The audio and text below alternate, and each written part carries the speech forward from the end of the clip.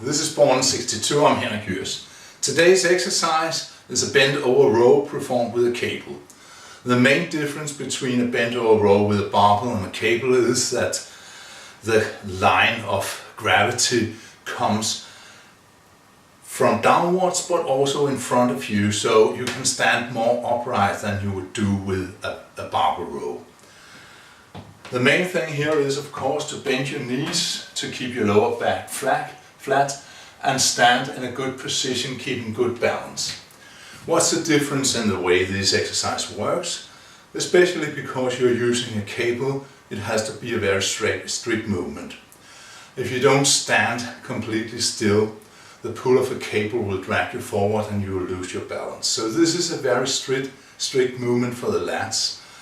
And compared to a seated cable row, you are standing in a more awkward position. It's not awkward like such, but you have to keep balance all the time. A lot of people, when they do seated cable rows, use their lower back and to some degree their butts to create a pull and then accelerate the handles into their stomach. And this is not that good because you can hurt your lower back, and it's not very good for lat development. I talked about seated cable rows before.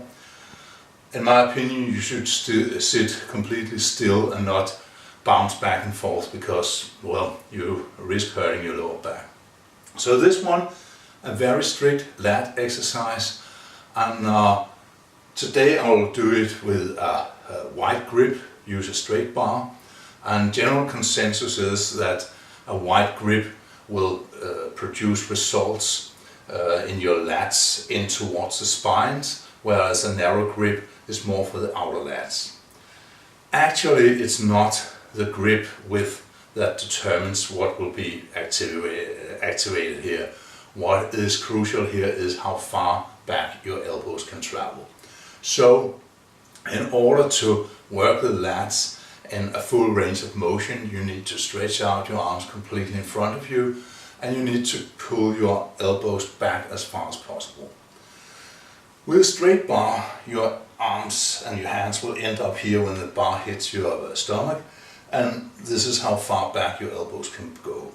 With a narrow grip, you will end up here, and as you hopefully can see, the elbows didn't come as far back, and therefore a narrow grip is said to produce more results in the outer lats. But like I said, it's not the width of a grip, it's a question of how far back your elbows could go. But let's see the exercise. Keeping the lower back flat and working the lats in a good controlled way. You can see I'm using a pronated grip with the back of my hands facing upwards. That way my biceps is better protected against tears.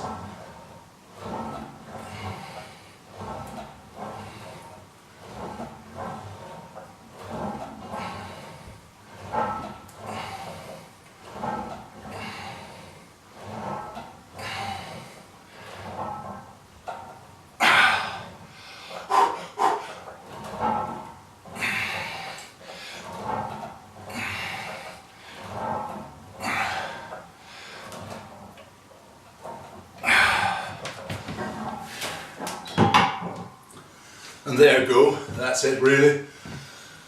I recommend that you do your most heavy work first and then put in an exercise like this at the end of your lat workout, because this is something where you can use heavy weights for low reps and you can use lighter weights to really get a good pump, get some blood into the muscles.